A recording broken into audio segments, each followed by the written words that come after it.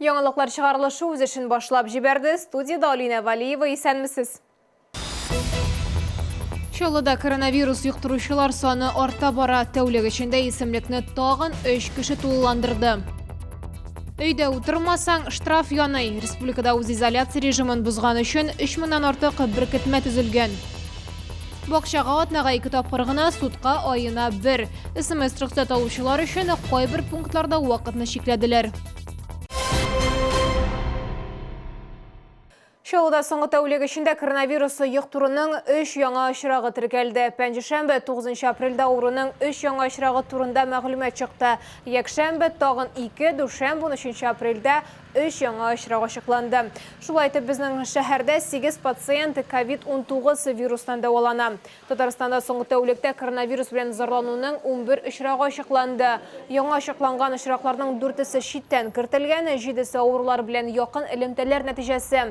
Бүгенге көндә республикада коронавирусы йоктыруның 84 очрагы теркәлгән. Хәзерге вакытта 67 кеше дәвалана. Коронавирустан дару бармы? Татарстанның сәламәтлек саклау министрлыгында авыруны дәвалау һәм профилактикалау ысуллары турында сөйләделәр. Хәзерге вакытта республикада 84 авыру, бөтен Россия буенча 18 меңнән артык. Әлеге статистиканы арттырмас өчен һәркем өлеш кертә ала. Ничек, хәбәрчебез ачыклады.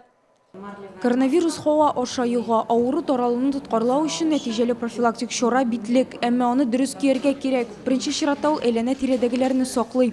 Бер тапкыр кулланыла торган масканы 2 сәгать саен алыштырырга һәм ташларга кирәк. Ә күп тапкырлы битлекләрне юарга һәм үтүкләргә, кулларны ешрак юарга, урам киемнәрен аерым шкафта сакларга, ишек тоткаларын антисептик белән эшкәртергә, азык-төлекне яхшылап юарга, дымлы җыештыру үткәргә һәм биналарны җилләтергә кирәк. Кварцлау шулай ук нәтиҗәле чара. Сердечно-сосудистые заболевания, бронхолегочную патологию, сахарный диабет, они находятся в группе риска. Эти заболевания чаще регистрируются у людей пожилого возраста, поэтому здесь необходимо учитывать и этот аспект.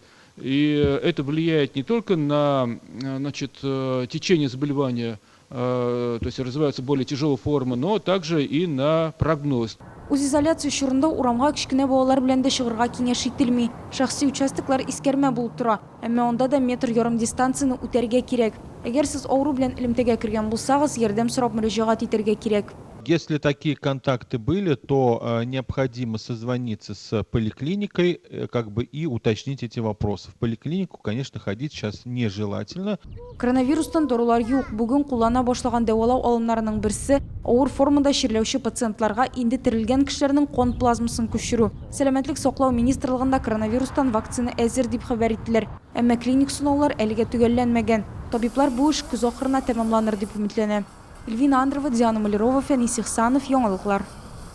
Рөстәм Миңнеханов үз изоляция чорында республика шәһәрләрендә патрульләүне көчәйтергә кушты. Бу хакта Татарстан президенты матбугат секретаре Лилия Галимова хәбәр итте. Аның сүзләренә караганда, оператив штабның кайнар элемтәсенә күп санлы мөрәҗәгатьләр килә. Махсус санитар-эпидемиологик режим вакытында урамнарда халык күп булуга зарланалар. Үз сәламәтлекләре өчен куркып, алар чаралар күрүне сорый. Полиция хезмәткәрләре белән рейдка хәбәрчебез дә чыкты. Татарстанда үз изоляция 30 марттан бирле дәвам итә. Бу көннән башлап идән ерак китү өчен эш бирүчедән тиешле белешмә яки шәхси мәгълүмат һәм хәрәкәтнең максаты күрсәтелгән СМС рөхсәт кирәк. Әгәр буларның берсе дә юк икән, административ штраф яный. Полиция хезмәткәрләре рейдны гадәти көннәрдә кеше күп җыелган урыннарның берсендә Табиев яр буенда үткәрде. Патрульләр бу ял итү урынына һәр керү юлында диярлек торды. Ярамаса да урамда халык шактый. Кемдер йөгерә, кемдер велосипедта йөри, ә кемдер соф һава сулый. Ират үз изоляцияләү режимы вакытында урамга чыгу рөхсәт ителмәгән, белмәгән. Битлексез йөрсә дә чикләү чараларының җиттелеген аңлый. Тут общественное место, тут далеко друг от друга. Из-за этого я делал маску. Вообще-то считаю, да, необходимо. А как считаете, почему? Потому что заболевает все больше и больше людей. Из-за этого считаю необходимо. Велосипедта барган балыкчының шулай ук бернинди рөхсәт документлары да юк. Нәтиҗәдә аны беркетмә төзү өчен полиция бүлегенә җибәрделәр. Янәшәдәге урман парк зонасында тикшерделәр. Полиция хезмәткәрләрен күргәч, бурылып я урап узарга тырышалар. Үзе белән эш бирүчеләрдән белешмә булганнарга куркырга кирәкми. Если человек действительно ездит по работе или какие-то важные у него объекты, допустим, там проверять что-то надо, то вот я думаю, на данный момент такое решение необходимо иметь справку. Если человек просто без надобности гуляет или что-то, тогда да, я считаю, что это лучше сидеть дома. Күн буена Чолы полициясы бүлекчәләренә 100 кеше китерелгән, 500-гә якын кеше тикшерелгән. 30 марттан үзизоляцияләү режимын бузган өчен Татарстанда 3000-нән артык беркетмә төзелгән. Эльвина Андрова, Константин Величко, Ленар Султанов, Яңалыклар. Татарстанда СМС пропуск буенча бакчага бару атнага 2 тапкыр гына рөхсәт ителә. Коронавирус таралуга каршы көрәш буенча республика оператив штабында Татарстанда яшәүчеләрнең барысы да үз изоляция режимын намус белән үтәми дип билгеләп үттеләр. Шуңа бәйле рәвештә штаб кайбер максатлар буенча чыгу юлларын чикләргә карар кылды. Мәсәлән, җирләүдә катнашырга һәм күп функцияле үзәкләргә атнага 1 тапкыр барырга, суд утырышларында айга 1 тапкыр булырга мөмкин. Бакчага атнага 2 тапкыр барырга рөхсәт ителә. Бакчачылар өчен яхшы хәбәр: Татарстанда үсентеләрне һәм орлыкларны сатуга рөхсәт бирелде. Бу Рөстәм Миңнеханов йөкләмәсе буенча эшләнә. Бакчачылар өчен товарлар сату шәһәр базарларында һәм сәүдә челтәрләрендә бара дип хәбәр итә матбугат хезмәте. Баскычлары җимерелгән, күпер яр кырыйнан аерылган. Безнең кайнар элемтәгә Габдулла Тукай яр буеның тиешле дәрәҗәдә булмавын назарландылар.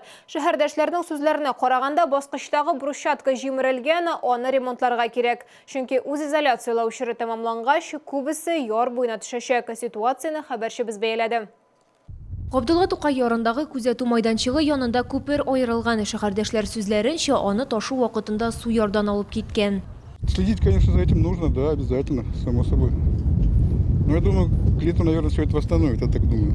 Күзәтү майданчыгын 3 ел элек төзекләндерелгән. Яр буенда реконструкция әле тамамланмаган. Шәһәрдәшләр үз изоляция режимы беткәнче яр буе тиешле хәлгә китерерләр дип өметләнә.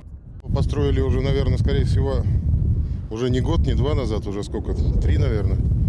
Местами, наверное, и рассыпается, конечно, но чуть-чуть надо, наверное, скорее всего. Баскычларны кем җимергәне билгесез. Без парк һәм скверлар муниципаль предприятиесе администрациясенә мөрәҗәгать иттек. Шуннан соң баскычлар ремонтланды. Лилия Гатина, Валерия Новожилова, Сергей Вильданов, Яңалыклар. Чаллыда Мәгариф һәм яшьләр эшләре идарәсе башлыгының яңа урынбасарын һәм яшьләр белән эшләү бүлеге башлыгын тәкъдим иттеләр. Ул 28 яшьлек Рөстәм Муллахмәтов. Әлегә хәтле ул форпост җәмәгать тәртибен саклау буенча яшьләр, ягъни студентлар берләшмәләре үзәге директоры вазифасын башкара иде. Рөстәм Муллахмәтов Чаллыда туган, 4нче мәктәптә, аннары Яр-Чаллы дәүләт сәүдә технология институтында укыган. Хезмәт эшчәнлеген 2013 елда форпост җәмәгать тәртибен саклау үзәгенең яшьләр белән эшләү буенча белгече булып башлаган. 2015 елда үзәк директоры урынбасары, 2 елдан соң аның җитәкчесе итеп билгеләнә. Бу сезгә ишкерәсе соңгы мәгълүматыбыз иде. Мин Алина Валиева сезнең белән сау булашам. Игътибарыгыз өчен рәхмәт.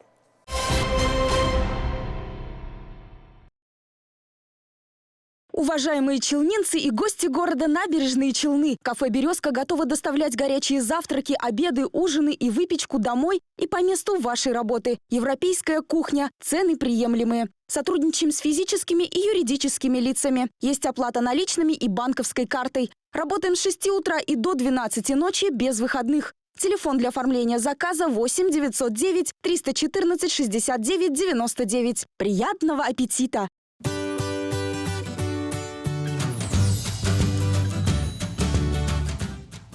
Tatmedia.ru. Подписывайтесь онлайн на газеты и журналы легко и быстро.